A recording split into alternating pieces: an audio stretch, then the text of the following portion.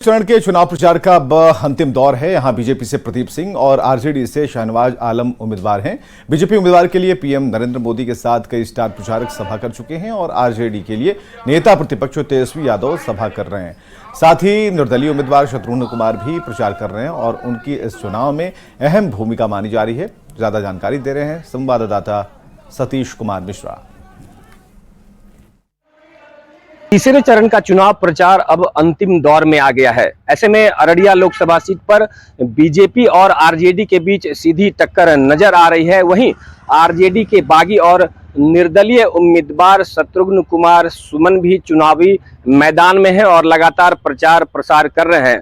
ऐसे में अब देखना होगा कि इस अररिया के लोकसभा चुनाव की इस अग्नि परीक्षा में बीजेपी या आरजेडी सफल हो पाती है या तीसरे उम्मीदवार के रूप में निर्दलीय प्रत्याशी शत्रुघ्न कुमार सुमन बीजेपी और आरजेडी के बीच जीत और हार का फासला तय कर पाते हैं। सतीश कुमार, न्यूज़ 18 अररिया।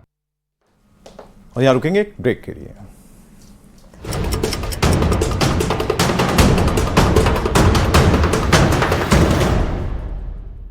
यदि आप युवा हैं और विपक्ष पर करारा प्रहार है। भारत माता के जब तक मोदी जिंदा है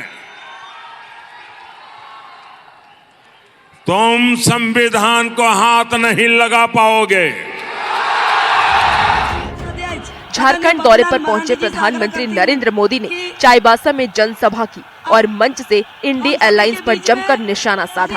पीएम ने झारखंड और बीजेपी के अनोखे रिश्ते का जिक्र करते हुए कहा है कि कांग्रेस ने आदिवासियों की उपेक्षा की। ये भी आपके लिए जानना जरूरी है, कांग्रेस को आदिवासी इतिहास का सम्मान पसंद नहीं है। वो आप जनजातीय समाज के लोगों को आगे नहीं बढ़ने देना चाहते। पीएम के निशाने पर जेएमएम भी रही। शराब घोटाला, अवैध खनन और जमीन घोटाले जैसे मुद्दे को उठाकर प्रधानमंत्री ने आक्रामक तरीके से प्रदेश सरकार को आड़े हाथ लिया।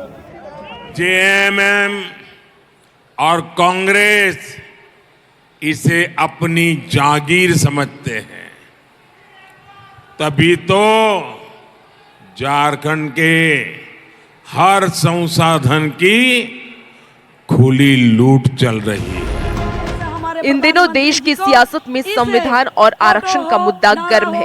ऐसे में प्रधानमंत्री ने चाईबासा की धरती से दो टूक कहा है कि जब तक मोदी जिंदा है कोई संविधान को हाथ नहीं लगा सकता।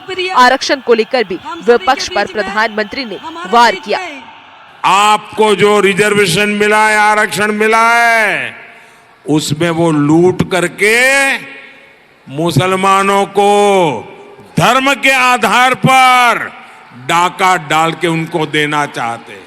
जब तक मोदी जिंदा है, जब तक मोदी जिंदा है, तुम संविधान को हाथ नहीं लगा पाओगे।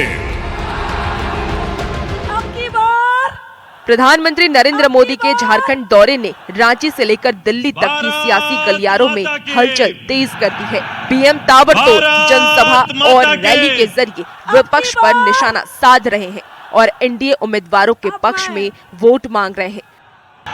हालांकि पीएम के दौरे का चुनावी नतीजों पर कितना असर पड़ता है ये तो आने वाला वक्त ही बताएगा।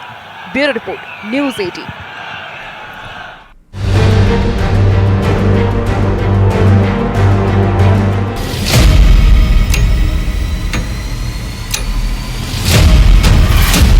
के युवा से मेरा एक ही मैसेज है, डरो मत, किसी चीज से डरो मत।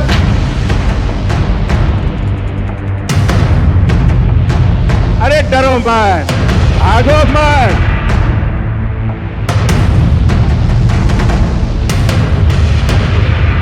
आज 21वीं बार फिर से अमेठी से भागकर रायबरेली में पर्चा डाला।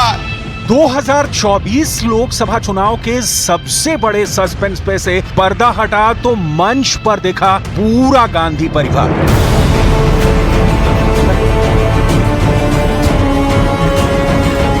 सोनिया गांधी, राहुल गांधी।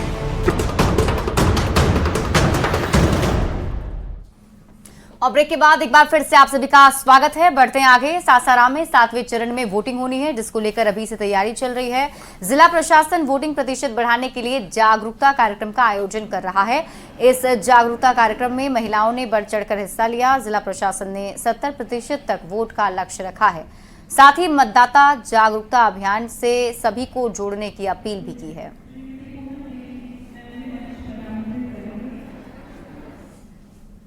और यहाँ रुक रहे एक और छोटे से ब्रेक के लिए, जल्द लौट